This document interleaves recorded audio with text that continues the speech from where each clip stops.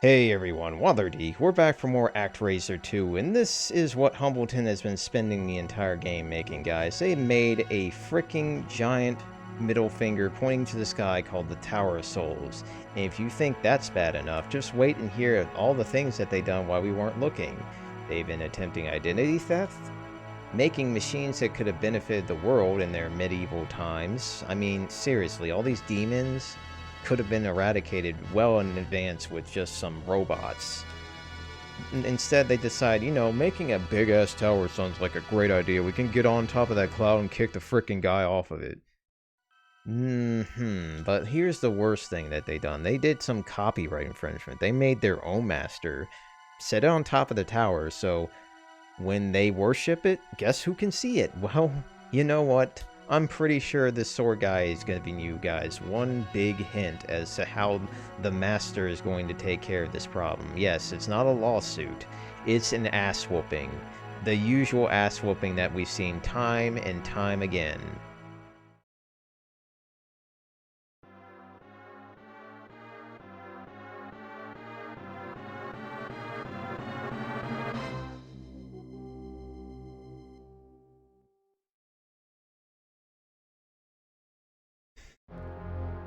And this is the Tower of Souls, guys, but to some, the Tower of Babel. Considering how tall this structure is, it might as well be.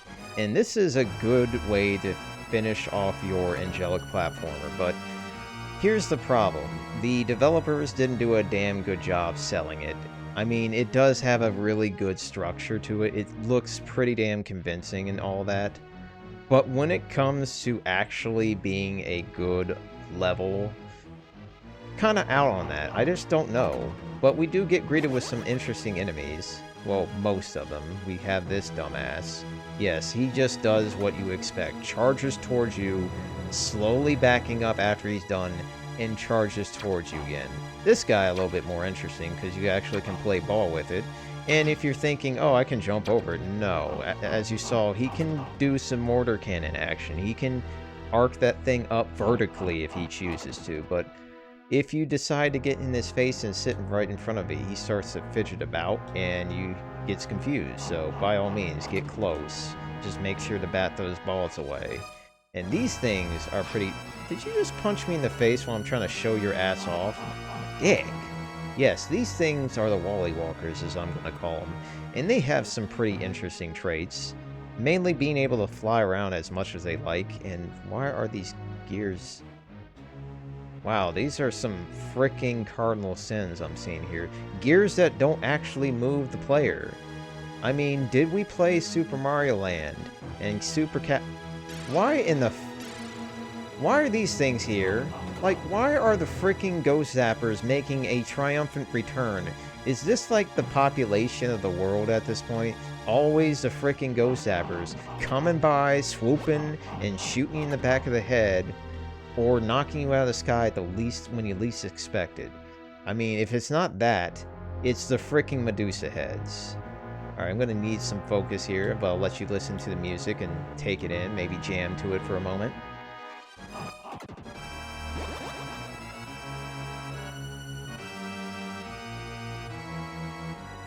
So, are you guys bobbing your head or nodding off? Because honestly, I can't tell myself. I don't know what the composer was thinking when they made this song, but this is not what I'm picturing when I get to a level as grand as this. This is a freaking massive tower, and tower levels usually have some pretty damn jazzy music going on. Just ask Mega Man X in the freaking tower stage, for God's sakes.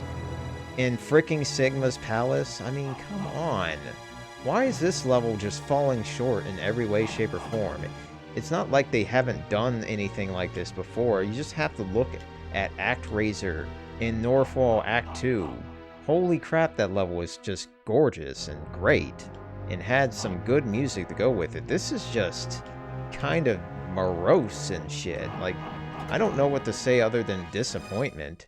And we're going to go over here just to show off how cool this tower can get.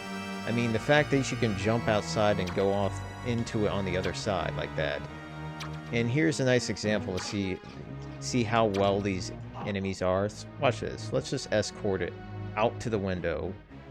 No, you know what? Screw it. Let's just kill it.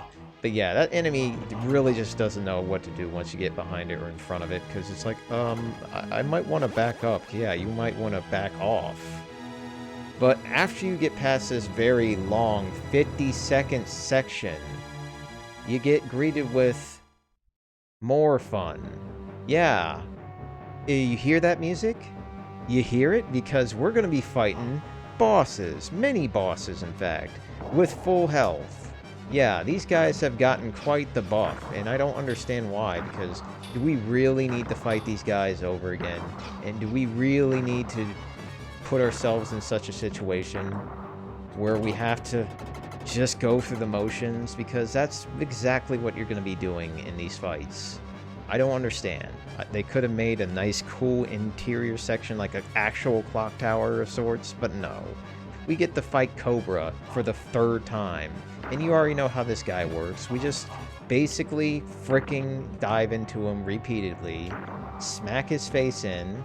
I mean, as long as you just don't time yourself in a way where you land on him, happen to get hit by that big-ass snakehead and take a lot of damage. Also, stay away. It somehow had dynamite for lunch. It blows up. You'll take 2 bubbles of damage. It's confusing.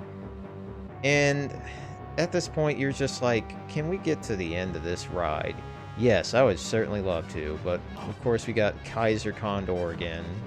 This thing, pretty fun boss, but if you really have magic, you can let loose. But if you don't, there's ways to deal with it. And I'll just show it real quick.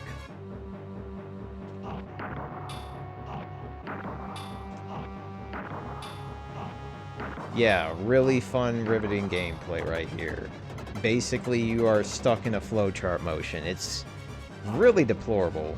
Good thing the game's like, you know what, maybe you're a little hungry after all that. Yeah, I'm a little hungry for some gameplay, damn it. But no, we still have more things to do, like this thing. Yeah, remember this guy? Get down here real quick so I can just do this. Oh wow, you're trying to frickin' swoop me from below there. Yeah, this strategy for this guy is either wait for him to charge towards you, but if he's underneath a platform, by all means, just frickin' go let loose with the sword plants, because you see all these invincibility frames that he's generating when I hit him?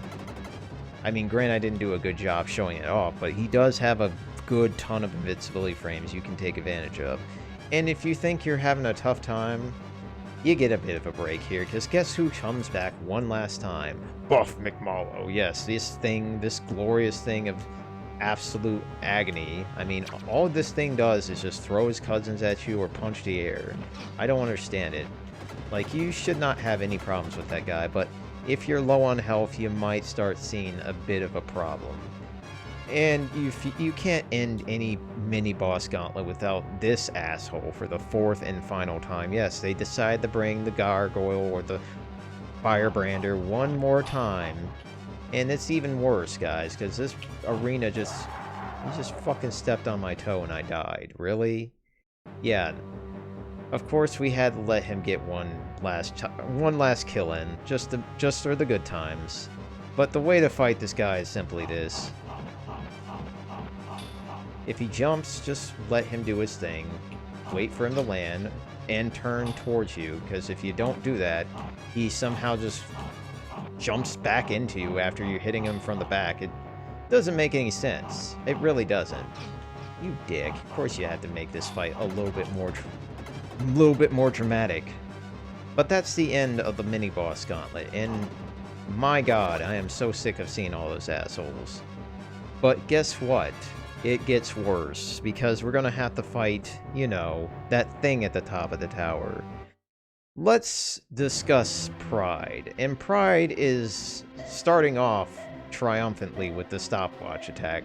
Easily the worst attack in the game, because you are basically stuck with nowhere to go for 8 seconds. And you want to know something terrible about this move?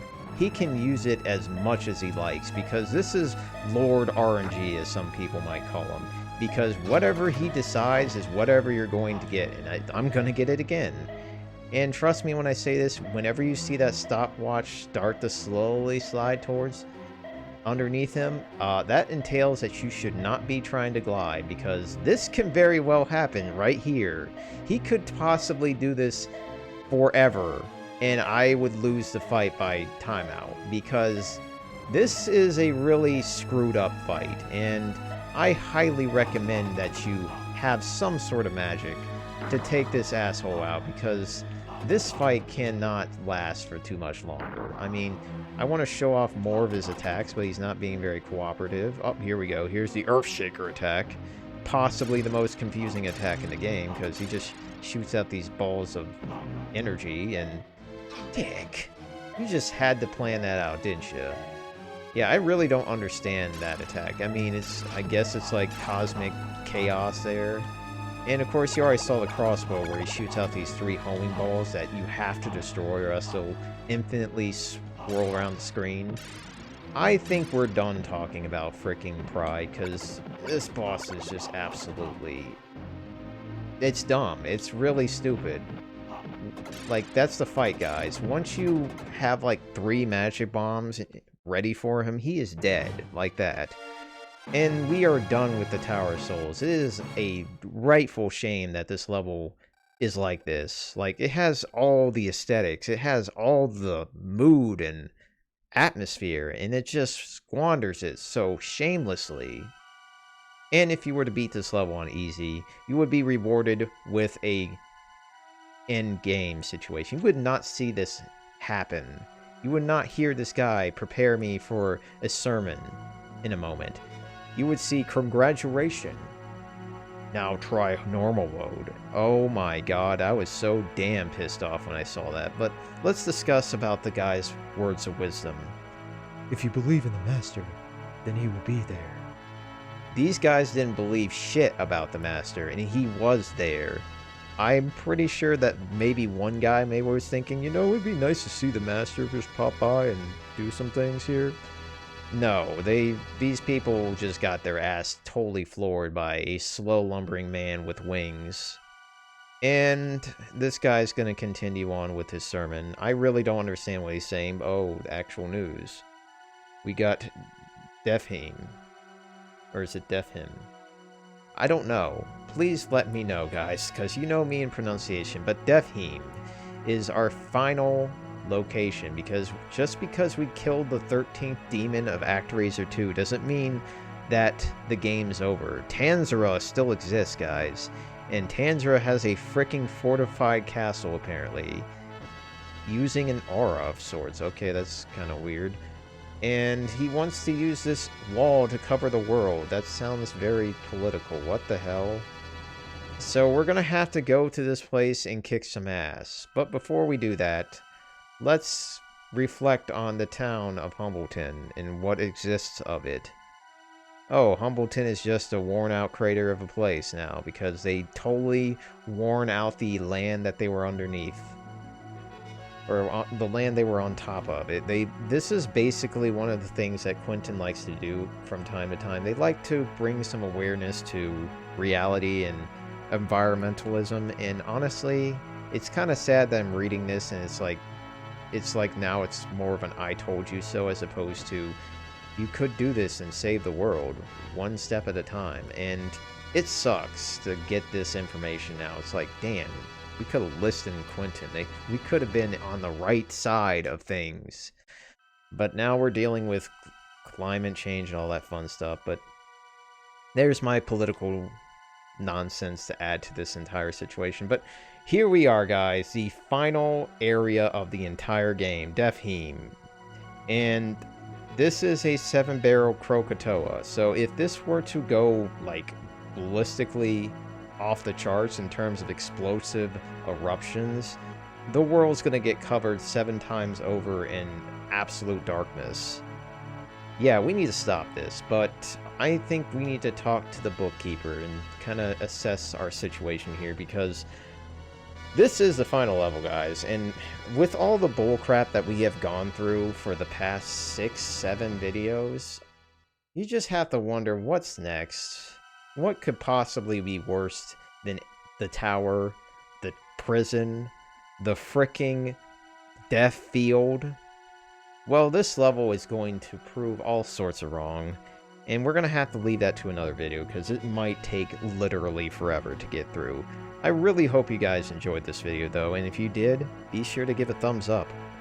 And if you want to leave a comment or feedback or anything, just let me know. Just post a comment, I'll read it for sure, because honestly, we need to discuss about how this game is such a disappointment to the series. Like, they could have made a second game that was better than this, and they could have made a third game, but no, we got this really weird, wonky game that I can't even remember the name of. It was so awful.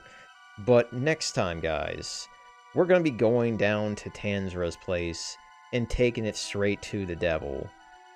And last but not least, for sure, if you want to see more content like this, just hit that red button with the word subscribe and hit the bell, because honestly, why not? But nevertheless, guys, I really hope you guys enjoyed this video, so thanks for watching, have a great day, and adios.